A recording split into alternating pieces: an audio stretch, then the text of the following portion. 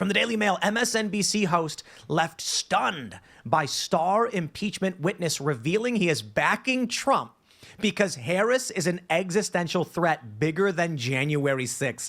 I don't know if you guys saw this clip, but this was absolutely wild. It's important for you to say no more Trump because of his January 6th conduct, and do you stand by that?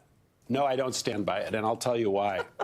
I've now lived 4 years under the Biden-Harris policies, and I have to say that those policies are not only becoming an existential threat to our country's way of life, but to our allies as well. So when you, and Ambassador, I'll let you finish, but this is so striking. You said it was a no for me after that, January 6th. I did. And here we are right now. I did. And you're saying it's a yes for you. It is a yes for me. Wow. It is an absolute yes for me.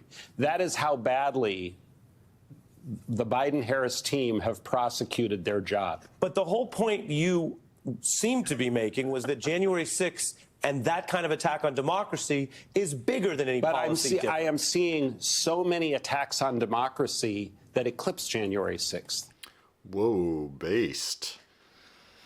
We are on Tim Pool's podcast here, and he's watching a clip from MSNBC where, as you can see, a guy named Gordon Sondland, an ambassador, who was formerly a never-Trumper, is now very much a pro-Trumper because he thinks Kamala Harris is a much greater threat to American democracy, trademark, than Trump is. Wow, that's a very interesting take.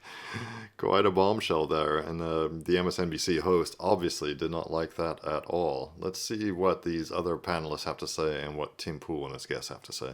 So I want to ask Sarah.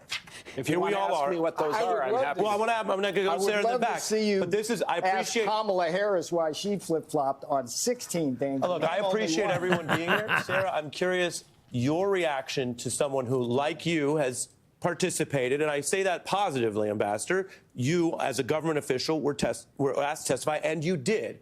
And then you drew a line at Jan 6. And then, Sarah, we see this with certain people, and I say it respectfully, who say that, he's at the table with you, and then tell us years later, never mind. Can you explain that, and what's your response to that? A couple things I want to hit real quick. First, Kamala Harris, I think we should give her grace that she can moderate her positions. If J.D. Vance can go from calling Trump... Okay, blah, blah, blah. This is incredible. Sondland, do you guys remember his testimony? Yeah. This was when we had the dual split-screen realities, where there were... I can't remember who posted it. It was like a gym, and they had two different channels on, and they both said the opposite. Sondland confirms quid pro quo. Sondland says no quid pro quo. Either way, MSNBC has a guy on who's like, I said Trump is a no for me. Imagine the narrative they ran. This is a backfiring of all backfirings. They said January 6th was an existential threat, a threat to democracy. They paraded around these people who said I could never vote for Trump because of this. And Kamala Harris was so bad that they're like, I didn't think the bar could get any lower, but it did, and now I'm definitely voting for Trump. That basically is, it's taking all of the most extreme rhetoric of J6 and now telling the country, remember all of the scary things he told you? That's actually better. You're better off under that than Kamala Harris. Amazing.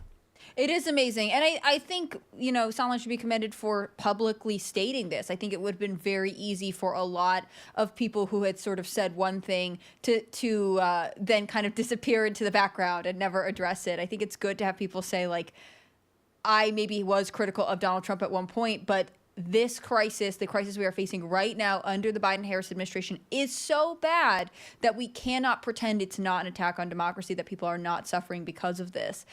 You know, it's obviously funny to watch the MSNBC host be like, stop talking, Sarah, you tell me something else. Because I think there is this expectation that you, once you have like walked away from the Conservative Party or the Republicans or whatever, that you were never going to go back. And that's why right now the Kamala Harris administration is like, we got Dick Cheney, look at all these great Republicans, like Adam Kinzinger spoke at our convention. Oh, dude, the debate.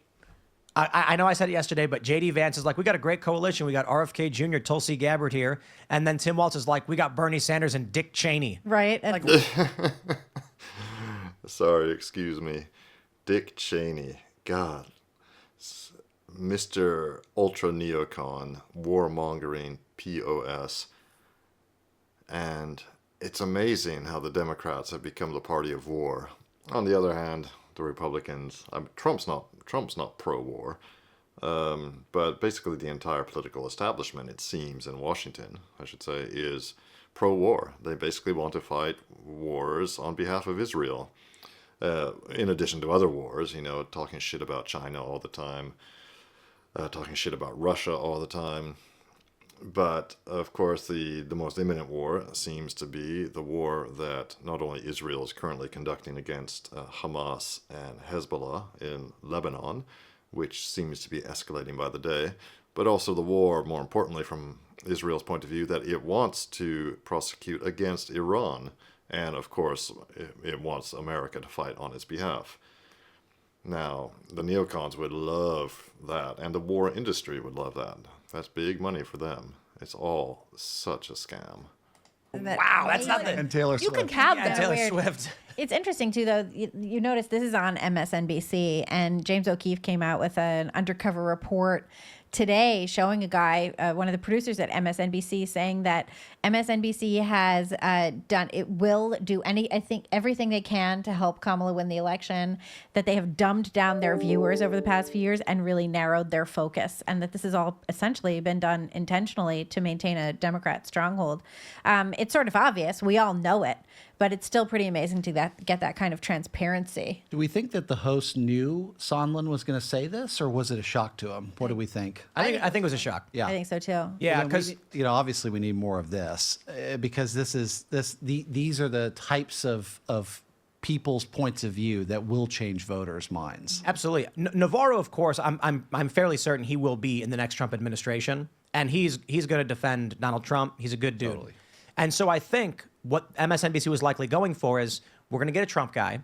We're going to get an anti-Trump person, this woman, and then we're going to bring in a guy who's supposed to be middle of the road, and he's going to say, no, I'm not with Trump. And then he shocks him by saying, actually, nah, I'm with Trump now. And you can see his surprise. on the Wait. table. It's on. Yeah, that was pretty interesting. It seems like things are really heating up in this presidential election. The polls are neck and neck, which compared to the last two elections actually means Trump is ahead, because at this same point in 2024 or in 2020 and in 2016, Trump was much further behind his Democratic opponents.